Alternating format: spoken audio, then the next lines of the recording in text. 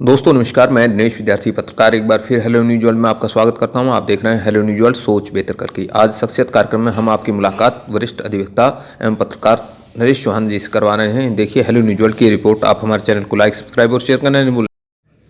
Sir, बार के चुनाव हुए हैं, आप पे वरिष्ठ अधिवक्ता हैं, कैसे किस नज़रिए से देख रहे हैं बार का चुनाव इस बार? कैसा माहौल रहा, क्या परिणाम रहा, क्या अधिवक्ताओं के भविष्य पर इस चुनाव का प्रभाव पड़ेगा?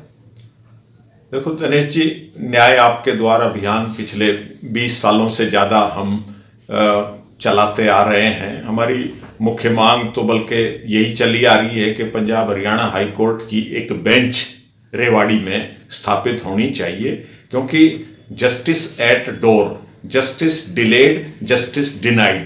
तो आज त्वरित न्याय लेने के लिए, सुलभ न्याय लेने के लिए हमें हमारे डोर पर, और आज इंफ्रास्ट्रक्चर न्यायपालिका का अभी आपने देखा होगा कि हमारे सेकंड ब्लॉक भी चैम्बर्स का बहुत शानदार बिल्डिंग 6 मंजिला बन गई है।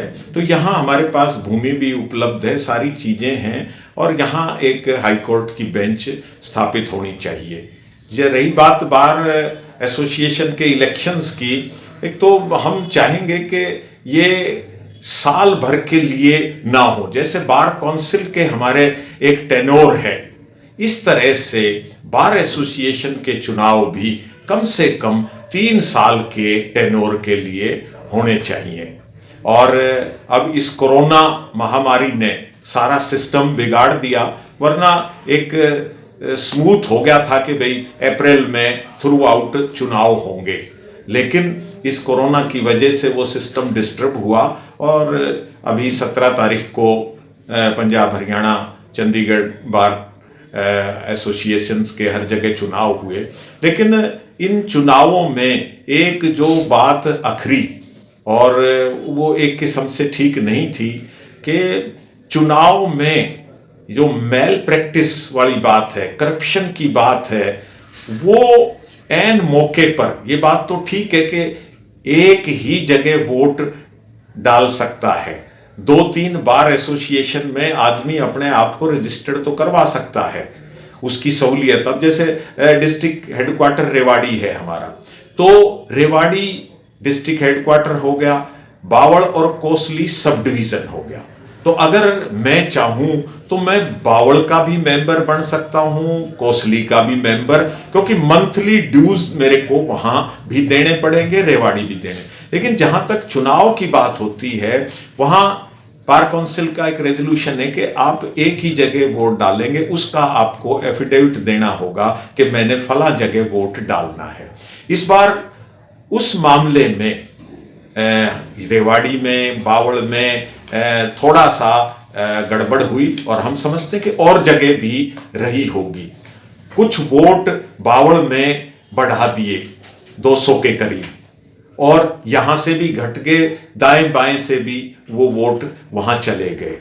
तो उन्होंने एफिडेविट भी दे दिया, वहां के ड्यूज भी क्लियर कर दिए। लेकिन एन मौके पर जब इलेक्शन शेड्यूल डिक्लेयर हो चुका, उसके बाद बावल बार एसोसिएशन ने फैसला कर लिया कि हम 1 साल पहले तक का जो हमारा एनरोलमेंट था, उन्हीं लोकल वकीलों के आधार पर चुनाव करवाएंगे, और वो 400 की बजाय 200 कुछ वोटों तक उन्होंने सीमित कर दिया। तो जो बाहर से आए थे, रेवाड़ी से या कहीं और से, उन्होंने बार काउंसिल को भी फिर एफिडेविट दिया, रिप्रेजेंट कर दिया कि भाई हम जिस बार से थे, हमें बावल में वोट डालने का मौका ना मिले, तो हम जिस बार से थे वहां तो हमें मौका मिलना चाहिए। तो ऐसे काफी संख्या में वकील जो सड़कों पर आ गए, ना वो अपनी बार में वोट डाल पाए, और ना जो उन्होंने इलेक्शन पर्पस से किसी दूसरी बार में एनरोल करवाया वहां वोट डाल पाए। तो ऐसे सैकड़ों वकील सड़क पर आ गए। तो ये बार काउंसिल को अपनी इस कार्य प्रणाली पर पुनर्विचार करने की आवश्यकता है कि वोट तो आप कहां से काट रहे हो, वहां से रोक रहे हो, तो जहां उनका राइट है उनके ड्यूज भी क्लियर हैं, मेंबरशिप भी हैं, सीनियर हैं, जूनियर हैं, उनको वोटिंग राइट से वंचित ना किया जाए, क्योंकि हो सकता है आने वाले दिनों में इस सारी प्रक्रिया को कोई ना कोई हाई कोर्ट में वहां चैलेंज करके और इस शांतिपूर्ण ढंग से, स्मूथ ढंग से हुए चुनाव को भी रद्द ना कर